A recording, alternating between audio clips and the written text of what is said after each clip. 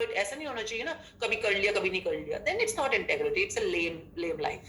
लेम life में integrity की जरूरत नहीं होती है, वो तो रूटीन लाइफ चल रही है। इंटेग्रिटी की सिर्फ वहां जरूरत होती है जहां पे रियली वो wish to have workability and you wish to cause extraordinary workability in that area, extraordinary workability in that area. तो I hope 4 स्टेप आपके क्लियर है। 5वें स्टेप पे जब आप आते हो, यू गिविंग स्ट्रक्चर। तो आपने जैसे बच्चे को बताना है, अब आप स्ट्रक्चर बता रहे हो कि आप कल ये दोबारा से लेट नहीं होगे, इसके लिए आप क्या करोगे।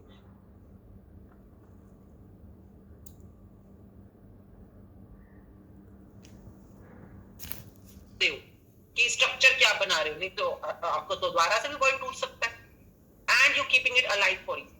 अलाइव फॉर यू मतलब कि आपने जो भी नया स्ट्रक्चर बताया कि बेटे मैं कल मैं ऑफिस से 4 बजे निकल लूंगा, कल मैं अपने बॉस को जाते ही बोल दूंगा कि मुझे 4 बजे निकलना है, और फिर मैं उसके बाद आपको फोन कर दूंगा कि बेटे मैं निकल रहा हूँ अपने ऑफिस से, and then I reach back at 5 o'clock at home. You know, whatever structure you made, let the person know. And this is how you will complete your restoration. And please always understand, if you are keeping this restoration of your word intact for yourself, your life will have a great workability. One second. I'm back on.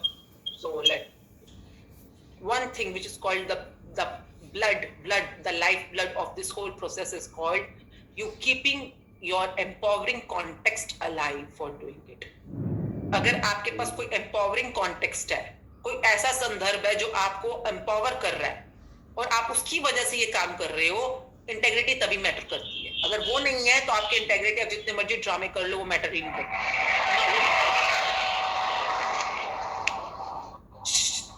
अच्छा, ये ना बहुत sentences है, deep बातें हैं जिनको मैं आज आपको नटशेल में बता रही हूँ। और जब हम लोग डीप क्लासेस लेते हैं, जैसे कि यही हो गया फॉर एग्जांपल, अगर मैं सपोज हिंदूज को लीड कर रही हूँ, सारे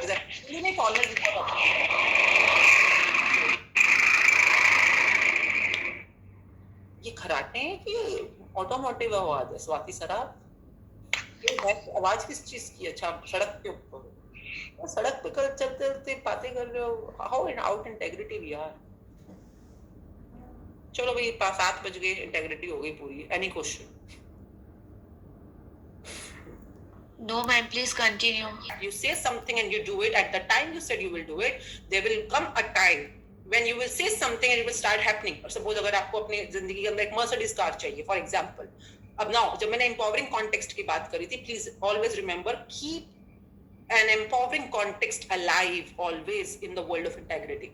Empowering context किसको बोलते हैं? जो आपको हमेशा कुछ ना कुछ अंदर से पावर दे रहा है। अब now here comes the magic and power. Please ये समझिएगा। अब आप बोलोगे ये कि अगर सपोज आपने बच्चे को इसलिए रात को आके 5 बजे आके इसलिए मिलना है क्योंकि बच्चा पैदा कर दिया तो अब संभालना ही पड़ेगा। अब is it an empowering context कि बच्चा पैदा कर दिया संभालना पड़ेगा? No, it's not empowering, it's not giving you empowerment inside. अब यही अगर सपोज आपके पास उस समय कॉन्सेप्ट है कि भगवान ने मुझे इतना प्यारा बच्चा दिया है, I am so thankful for my child, I am so grateful to be the father of such a beautiful child having such a great family. अब ये क्या बोल रहे हो आप? अब आप इसलिए बच्चे से मिलना चाहते हो because you are proud to be a father, you are proud to have a family. Now is it empowering? I mean, this is still empowering कि हाँ, आपको मतलब बच्चे से इसलिए मिलना है क्योंकि आप उस बच्चे से प्यार करते हो, आप बहुत शुक्रगुजार हो कि आपका इतना प्यारा बच्चा है जो आपका इंतजार कर रहा है, आपकी एक फैमिली है जो आपका इंतजार कर रही है। No, how these are related? Now see the connection. अगर आप इंटेग्रिटी की दुनिया में तब तक इंटेग्रिटी में रह सकते हो जब तक कि आप सच में एम्पावरिंग कॉन्टेक्स्ट के साथ हो। और एम्पावरिंग कॉन्टेक्स्ट कहां से निकलता है? From the world of gratitude. Now it's connected ना, द डॉट्स आर कनेक्टेड दोनों आपस में, बट ये दोनों अलग अलग साइंसेज हैं और ये पैरेलल चलती हैं, ये दोनों पैरेलल चलती हैं। ओके, सो ये this is how you need to. अच्छा, मैं आपको ना गारंटी दे देती हूँ, जिन जिन लोगों ने आई डोंट नो अभी शुरू में बात करी, क्योंकि ये कॉन्सेप्ट जो है मैजिक का और ये मैं कल को बैठ कर ना, मैं विपासना को भी इससे कनेक्ट कर सकती हूँ, मैं हिंदू रीति रिवाज को भी कनेक्ट कर सकती हूँ, मैं जपजी साहब को भी कनेक्ट कर सकती हूँ, क्योंकि ये सारी चीजें मिलती है एंड में एक ही समुद्र में जाके, तो ये सब कनेक्टेड ही होती हैं और इनका आगाज भी कहीं ना कहीं एक ही जगह से हुआ होता है, तो कनेक्टेड ही होती हैं ये डॉट्स। कई लोग मिला नहीं पाते क्योंकि उन्होंने डॉट्स के अंदर डिटेल में प्रैक्टिस नहीं करी है। So now I hope for today's like time zone में इतना ही बहुत है। If you start today and one day if God allows we will certainly do the 1 month program on integrity. Well, integrity is not one day thing or one time thing. Integrity is a continuous practice of your life, continuous। और integrity की जब आप कर रहे होते हो तो शुक्राना अपने आप बीच में आ जाता है। Integrity you can not do without empowering context, you can not do.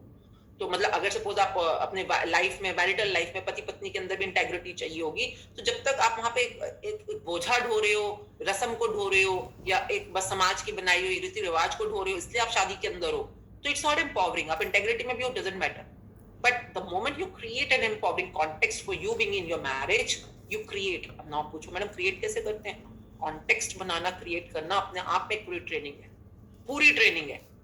मतलब जैसे कि हम लोग बिलीफ्स बनाते हैं या बिलीफ्स को ऑल्टर करते हैं, उसी तरह से कॉन्टेक्स्ट बनाते हैं और ऑल्टर करते हैं। But context drives your life, संदर्भ निर्णायक है। तो अभी फिलहाल के लिए क्रिएट अ संदर्भ for your being in integrity, so that you get your dreams on time, you get your dreams faster in your life.